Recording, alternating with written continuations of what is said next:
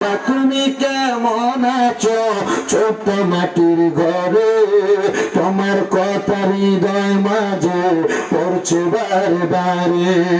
ভালোবাসি তোমায় বাবা, বুকটা যে যায় ছিঁড়ে, তোমার কথা হৃদয় মাঝে পড়ছে বারে বারে।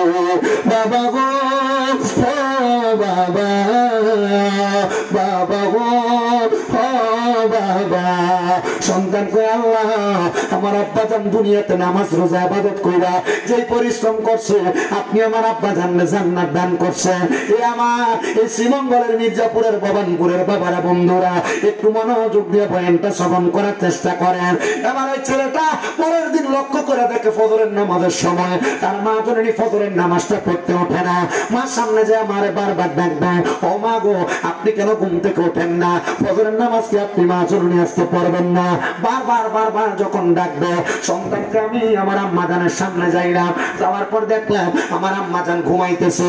আমি আমার মায়ের পাগুলের মধ্যে ধরে ডাকতে লাগলাম। আমি দেখতে পাইলাম আমার মাটা শরীরটা একবারে ঠান্ডা হয়ে গেছে। নাকের মধ্যে হাত দিয়ে দেখলাম কোনো নিঃশ্বাস ফেলায় না, মুখের মধ্যে হাত দিয়ে দেখলাম নিঃশ্বাস ফেলায় না, চোখগুলা টাইনা দেখলাম চোখ নাড়ে চারে না। আমি বুঝতে পারলাম আমার মা মনে হয় আমার আব্বার সুখে আক্রান্ত হয়ে ইন্তেকাল করেছে। ইন্না লিল্লাহি ওয়া ইন্না ইলাইহি রাজিউন। আজকের মাহফিলে এই ভবানপুরে কত সন্তান বসছে তাদের মা নাই। এই সন্তান একবার কি তোমার মান লাগে তোমার মনটা কান্দে না? আজকে পর্দার অন্তরালে কত মহিলারা ঘুরতেছে তাদের মা দুঃখী অন্ধকার কবরে। এই সন্তান মারে যে 3.5 হাত মাটির কবরের মধ্যে শোয়া দিয়ে আসলা, একবার কি তোমার মনটা কান্দে না?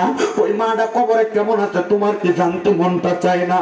ওই মাটা কবরে কেমন আছে তোমার কি মনটা চায় না জানতে?